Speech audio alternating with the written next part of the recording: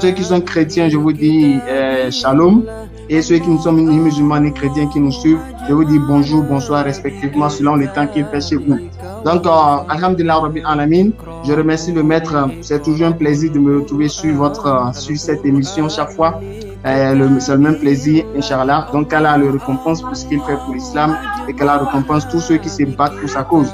Donc, je remercie également le frère chrétien qui a décidé d'échanger avec moi, surtout sur une thématique aussi importante, très très importante, qu'est la mort et la résurrection de Jésus-Christ, Père de Dieu sur lui. Donc, d'emblée, la première des choses que moi j'aimerais comprendre, c'est pourquoi est-ce que notre cher frère chrétien voudrait-il que Jésus-Christ meure? Pourquoi il voudrait que Jésus-Christ meure? Jésus-Christ l'a fait quoi? Quand on aime quelqu'un, est-ce qu'on voudrait que cette personne meure? Lui qui est là, il a son père ou bien sa mère, il aime tellement son père, il aime tellement sa mère.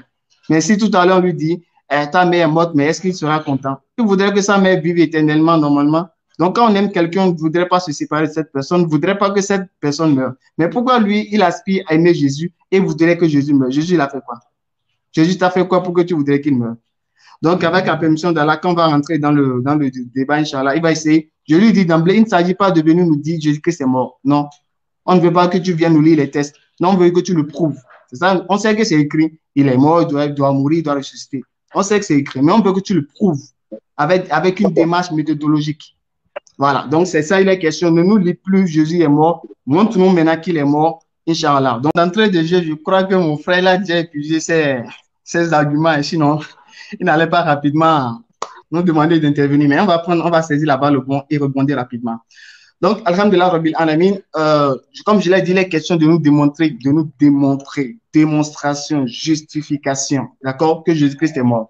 Donc, d'abord, très rapidement, ce que j'aimerais dire, Jésus-Christ, d'abord, Père de Dieu sur lui, il ne peut pas aller à la croix. Ça, c'est un premier élément. Selon Deutéronome 21, verset 2, verset 22 à 23, qu'est-ce qu'il a écrit? On dit, si l'on fait mourir un homme qui a commis un crime digne de mort, et que tu l'aies pendu à un bois, son cadavre ne passera pas la nuit sur le poteau, mais tu l'enterreras le jour même, car celui qui est pendu est un objet de malédiction auprès de l'Éternel Dieu. On dit, celui qui est à la croix pendu, il est maudit devant Dieu. Jésus-Christ a fait quoi pour être maudit?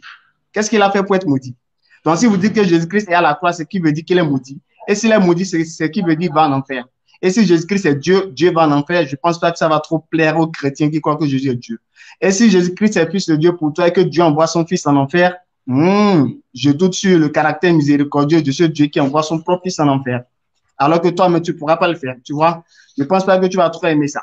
Voilà, donc Jésus-Christ ne peut pas aller à la croix. Il ne peut pas. À plus forte raison, mourir là-bas. Ça, c'est un premier élément. Deuxième élément, selon dans Psaume 105, j'ai fait une démonstration correcte, logique jusqu'à la fin, tu vas voir. Psaume 105, verset 15, qu'est-ce qu'il a écrit? L'Éternel Dieu dit quoi? Ne touchez pas à mes oins et ne faites pas du mal à mes prophètes. Donc l'Éternel Dieu dit, c'est comme une mise en garde. Ne touchez pas. Il n'a même pas dit ne pas tuer. Il a dit ne touchez même pas à mes oins et ne faites pas du mal à mes prophètes. Mais un Dieu qui parle comme ça, est-ce que quand on va toucher son oin, il va rester bras croisés? Jamais de la vie. Il ne va pas rester bras croisés, il va se défendre. On va voir maintenant si, est-ce que Jésus-Christ s'est-il retrouvé dans une situation où il avait demandé à Dieu de l'assister, mais bien avant cela, quand maintenant on fait du mal à son oint, ou bien on touche à son prophète, et que son prophète se trouve dans une situation désastreuse ou malheureuse, qu'est-ce qui se passe? On lit dans Psaume 34, verset 7 à 8. On dit, quand un malheureux crie, l'Éternel entend et il le sauve de toute cette détresse. L'ange de l'Éternel campe autour de ceux qui les craignent et les arrache du danger. On dit, lorsqu'un malheureux crie, l'Éternel entend et il le sauve de toute sa détresse. Ensuite, il envoie l'ange pour venir camper autour de ceux qui craignent Dieu. Et ensuite, cet ange-là vient fortifier celui qui est malheureux et qui crie au secours à l'Éternel Dieu. Maintenant, il faudrait aller voir maintenant, est-ce que Jésus-Christ s'est-il retrouvé dans une situation où il était malheureux? Si oui, qu'a-t-il fait? A-t-il crié? A-t-il invoqué Dieu? Si oui, quelle a été la fin? Est-ce que Dieu l'a écouté? Est-ce que l'ange est vraiment venu le fortifier? Est-ce que l'ange est vraiment venu le tirer des dangers? Comme le dit Psaume 34, verset 7 à 8. Sinon, le passage de Psaume 34, verset 7 à 8 serait faux. Mais et si oui, si c'est oui, Jésus-Christ s'est retrouvé dans cette situation et qu'il a crié, il a invoqué, or la suite, le verset même nous dit que l'ange vient maintenant et il arrache le malheureux du danger, on va voir est-ce que ça a été le cas avec Jésus-Christ. Jésus-Christ parle de Dieu sur lui pour vérifier s'il s'est trouvé dans une situation où il avait peur ou bien il était malheureux. On prend Jean 7, verset 1er. On dit, après cela, Jésus parcourait la Galilée, car il ne voulait pas séjourner en Judée parce que les Juifs cherchaient à le faire mourir. Donc, on voit déjà que Jésus-Christ se trouve dans une situation où il avait peur, il était malheureux, il fuyait la mort. Donc, comme il fuyait la mort, il était malheureux, les Juifs cherchaient à le faire tuer. Voilà qu'on dit, celui qui est dans une situation malheureuse et qu'il craint Dieu, quand il invoque Dieu, Dieu l'écoute. Maintenant, on va voir, quand Jésus-Christ se trouvait dans cette situation malheureuse, qu'a-t-il fait? Est-ce qu'il est resté les bras croisés ou bien il a invoqué Dieu? On vient dans Matthieu 26, verset 39. On dit, puis, ayant fait quelques pas en avant, Jésus-Christ se jeta sur sa face et pria ainsi. Père, s'il est possible que tu éloignes cette coupe de moi, toutefois, non pas ma volonté, mais ta volonté. Donc, on a vu que Jésus-Christ, lorsqu'on cherchait à le faire mourir, alors il s'est trouvé dans une situation où il était malheureux.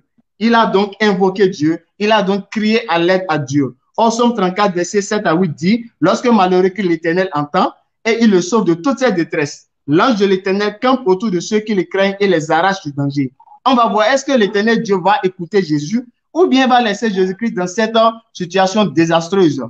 Dans Luc 22, verset 43, Jésus-Christ toujours, on dit quoi? Puis il s'éloigna d'eux à la distance d'un jet de pierre. Et s'étant mis à genoux, il pria, disant, Père, si tu voulais éloigner cette coupe de moi, toutefois que ma volonté ne se fasse pas, mais ta volonté. Donc on a vu que Jésus-Christ, maintenant, il s'est retrouvé dans une situation où il était malheureux, où il avait besoin d'invoquer Dieu, il a crié à l'aide à Dieu. Maintenant, est-ce que Dieu va le laisser mourir ou bien Dieu va le sauver comme il a dit dans Somme 34, verset 7 à 8, que l'Éternel entend lorsque malheureux crie et il arrache le malheureux du danger. Est-ce qu'il va appliquer ça à Jésus-Christ? Bien sûr, parce que s'il n'applique pas, c'est que c'est un mensonge. Donc, il va forcément appliquer. Est-ce qu'il a vraiment appliqué ça? On va voir ça par la suite. Bien avant d'arriver là-bas, est-ce que Jésus-Christ, Père de Dieu, sur lui, peut demander quelque chose à Dieu et Dieu va refuser de lui donner? Jamais de la vie. Est-ce que Jésus-Christ va invoquer Dieu et Dieu va le laisser sans lui donner une réponse? Jamais de la vie. C'est pourquoi tu vas voir dans Matthieu 7, verset 9 à 11. Jésus-Christ dit quoi? Lequel de vous donnera une pierre à son fils s'il lui demande du pain? Ou s'il demande un poisson, lui donnera-t-il un serpent? Si donc méchant comme vous l'êtes, vous savez donner de bonnes choses à vos enfants, à combien plus forte raison votre Père qui est dans les cieux donnera-t-il de bonnes choses à ceux qui ne les lui demandent? Donc Jésus-Christ nous montre par là que si, toi maintenant, là où vous êtes, si votre fils vous demande du pain, est-ce que vous allez lui donner une pierre? Non, vous allez donner à ce que votre fils demande. Ou bien s'il demande du poisson, est-ce que vous allez lui donner du serpent? Non. Donc c'est ce que vous demandez, c'est ce que votre fils demande, par miséricorde, c'est ça que vous allez lui donner. Jésus-Christ dit, si vous qui êtes mauvais, homme étant méchant, mais il sait donner ce que le fils demande, il lui donne, comment est-ce que lui, maintenant, Dieu va lui donner le contraire de ce qu'il demande? Ok. Donc si on se rend compte que Jésus-Christ montre que c'est ce que lui demande, c'est ça que Dieu va lui donner, alors Jésus-Christ demande à ne pas mourir. Est-ce que Dieu va le laisser mourir? Non. On va continuer, tu vas voir. Dans Jean 11, verset 42-43, Jésus-Christ dit quoi? Lorsqu'il a voulu ressusciter Lazare, qu'est-ce qu'il a dit? Et Jésus leva les yeux en haut en disant, Père, pour moi, je sais que tu m'exauces toujours. Donc Jésus-Christ dit toujours le Père l'exauce. Quand il fait une invocation, Allah il accepte cette invocation. Il a dit toujours. Il n'a pas dit parfois. Donc c'est clair, c'est toujours. Maintenant, on ira voir. Qu'est-ce qui s'est passé lorsque Jésus-Christ, lorsqu'il a demandé à l'Éternel Dieu de le secourir, de le sauver de la mort? Qu'est-ce qui s'est passé?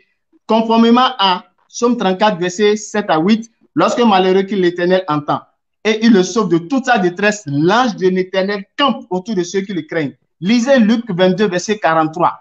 On dit quoi? Après que Jésus-Christ ait fait la prière, Père, s'il est possible que cette coupe s'éloigne de moi, c'est-à-dire la mort, en même temps, on nous dit au verset suivant, alors un ange lui apparut du ciel pour le fortifier.